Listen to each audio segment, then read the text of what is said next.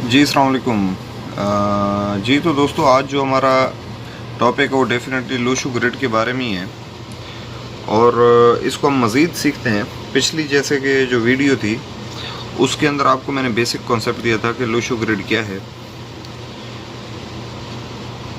या एस्ट्रोलॉजी के अंदर, न्यूमेरोलॉजी के अंदर इसका क्या हमारे ऊपर असर पड़ रहा होता है। देखिए, जब भी हम किसी का जायचा बना रहे होते हैं तो उसमें बहुत सारी चीज़ें जो है ना हमारे सामने आ रही होती हैं। अब लूशु ग्रिड जो है आगे चल के मज़ीद वीडियोज़ के अंदर मैं मज़ीद आपको एक्सप्लेन करूँगा। तो हमारी जो सबसे पहली जो वीडियो है वो बेसिक थी। आज हम उसकी जो हमारी ये पहली हमारी जो लेन है, ये हॉरिजॉन्टल रो, ठीक है।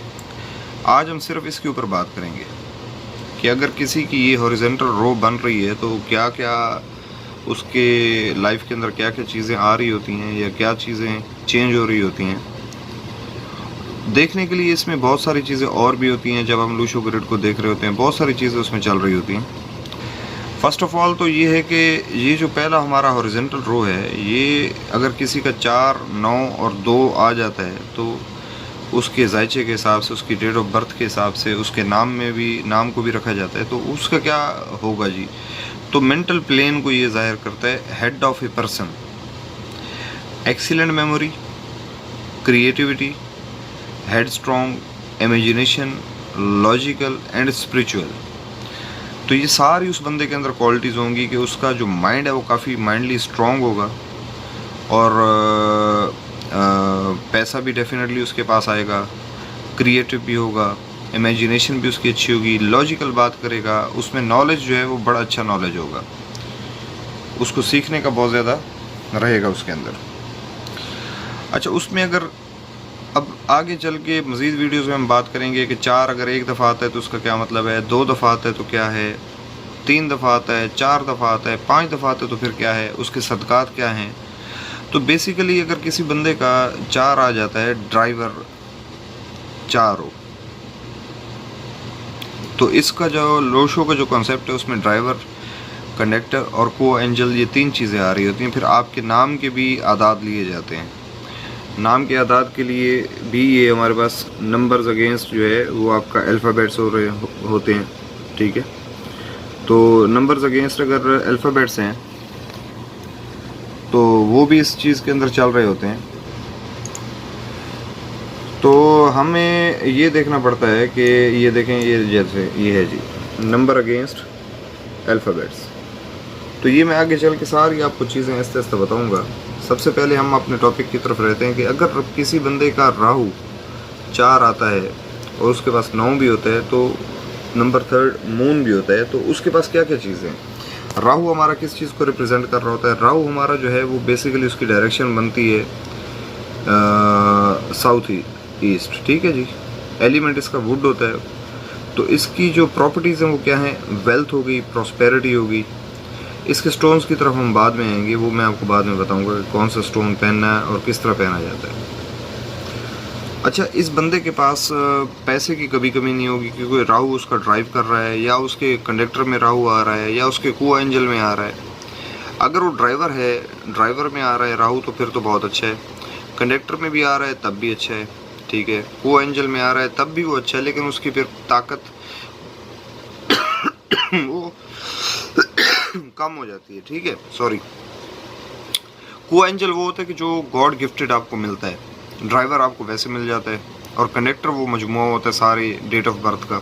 वो मैं आपको आगे चल के बताऊंगा कैसे निकाला जाता है। सेकंड नंबर पे आ जाता है हमारा मार्स। इसकी डायरेक्शन साउथ होती है, एलिमेंट इसका फायर होता है। अब कॉन्सेप्ट देखें ना, लकड़ी आ गई, वुड, और इसमें ये आ गया हमारा फायर आ गया, और लास्ट में हमारा जो है ना वो अर्थ आ गया, ठीक है, इस लेन के अंदर। तो तीनों क्वालिटीज़ उस बंदे, यानी वो ज़मीन से जुड़ा हुआ होगा, ज़मीन से वो अल्लाह ताला उसको रिज़्क देगा, ठीक है। उसमें एनर्जी भरपूर होगी, वो थकेगा नहीं, कॉन्फिडेंस लेवल उसका काफ़ी अच्छा होगा, और उसकी प्रॉपर्टीज़ के अंदर फेम होगा, या एनर्जी लेवल उसका काफ़ी स्ट्रॉन्ग रहेगा। तो अपनी यानी मेहनत से वो बंदा और अपने दिमाग से वो बंदा अपनी वेल्थ भी बना लेगा।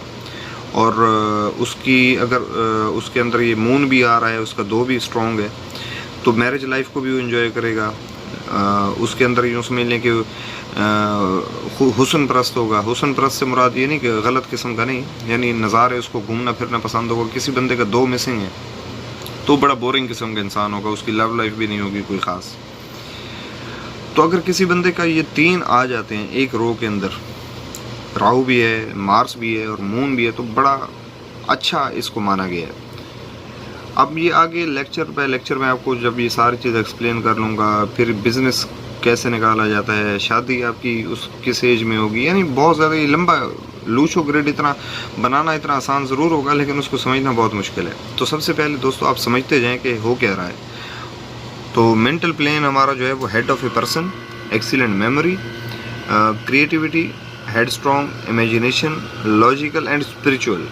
वो बंदा रूहानी तौर पे भी अल्लाह ताला से अटैच होगा, या वो जिस भी मज़हब को फॉलो करता है तो रूहानी तौर पे भी स्ट्रॉन्ग होगा। मिसाल के तौर पे किसी बंदे का 9 स्ट्रॉन्ग है, 2 दफ़ा 9 आ रहा है, 3 दफ़ा वो फिर हाइपर में आ जाता है, 4 दफ़ा फिर सुपर हाइपर में आ जाता है, 1 दफ़ा वो नॉर्मल मॉडरेट में आता है, किसी का 2 दफ़ा आ रहा है, तो वो बंदा अपने मज़हब या इसको दीन को लेके लड़ मरने के लिए भी तैयार हो जाएगा। ठीक है। और राहु भी अगर उसका स्ट्रॉन्ग है तो वो कमाना का तरीक़ाकार भी जानता होगा और अपनी लव लाइफ को भी वो एंजॉय करेगा। ठीक है। तो ये तो हो गई हमारी ये जो हॉरिजेंटल रो है पहली, उसकी छोटी सी डेफिनेशन। उम्मीद करता हूँ ये आपको वीडियो पसंद आ रही होगी। थोड़ा सा असल में मेरे पास कैमरे का इशू है, बहरहाल मेन मकसद आप तक बात पहुँचाना है, ये समझना ही है, तो काइंडली इस चीज़ को माइंड नहीं कीजिएगा। अच्छा, अब इसके अंदर ये देखें आपने स्टोन्स यमनी हकीक, अगर किसी बंदे का राहु मिस है, ठीक है, तो वो बंदा यमनी हकीक पहन के उसको स्ट्रॉन्ग कर सकता है।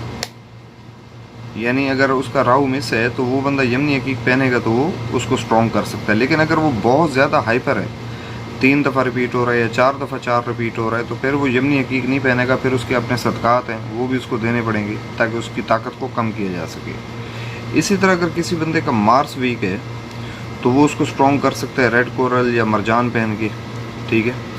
और अगर किसी बंदे का मून ये अगर वीक है, ठीक है, तो उसके जो लाइफ है वो काफ़ी बोरिंग होगी, बस वो जिम्मेदारी निभा रहा होगा शादी वाली जिसे कहते हैं उसको। उसके लिए बेहतरीन चीज़ है कि वो पर्ल पहने, पर्ल जिसे मोती कहते हैं हम। ये स्टोन अगर पहनेगा तो उसका ये जो मसला है वो हल हो जाएगा। तो ज़्यादा मैं आपका टाइम नहीं लेता दोस्तों, आज की वीडियो आपको पसंद आई होगी। अगर आपकी कोई क्यूरीज हैं, क्वेश्चन है, या अगर आप मुझसे जायचा बनवाना चाहते हैं तो मेरे दिए गए व्हाट्सएप नंबर के ऊपर आप रब्ता कर सकते हैं। नेक्स्ट वीडियो में इंशाल्लाह सेकंड रो को हम डिस्कस करेंगे और उसके बाद फिर हम थर्ड रो को डिस्कस करेंगे। ठीक है। ये सेकंड रो आप देख रहे होंगे और फिर ये थर्ड रो हमारी आ गई, इसको हम डिस्कस करेंगे और इसकी जो वर्टिकल रोज हैं इनका हम मतलब समझेंगे। तो उम्मीद करता हूँ इंशाल्लाह आपको ये चीज़ें पसंद आएंगी। अस्सलाम वालेकुम।